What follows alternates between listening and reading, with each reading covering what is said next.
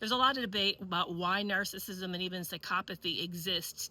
Is it genetic? Is it shame-based? Is it due to trauma, early childhood rearing? I've been reading Don Hennessy's book, How He Gets Into Her Head, and he lays out some very interesting things that I'd like to read an excerpt from his book. Now, I want to first do some clarification. He's talking about intimate partner abuse, which he says is always a component of sexual abuse that occurs in these relationships, because that's one of the main vehicles by which they use to control and abuse their partner. He lays out that he believes this is a problem of evil, not just simply a problem of psychology. And he writes, if we accept that male intimate abuse is about this sexual priority and that this motivation distinguishes it from other forms of abuse and violence, then we need to be careful in transferring theories which apply to other forms of violence and bullying to this issue.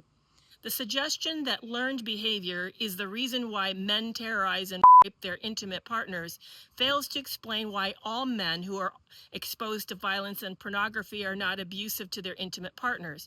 It also fails to explain why many psychophiles, which is what he calls this type of abusive people, while attempting to gain my sympathy, reveal story of the abuse they've witnessed and experienced, which later proves to be untrue. What emerges is a picture of a normal upbringing which is no better or worse than most of their peers.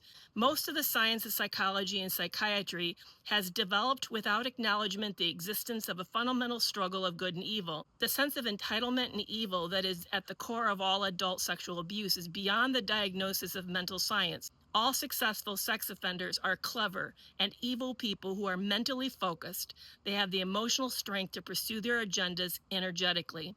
Do you think that psychology fails to understand narcissism because it fails to consider the component of evil? Drop me a comment and let me know.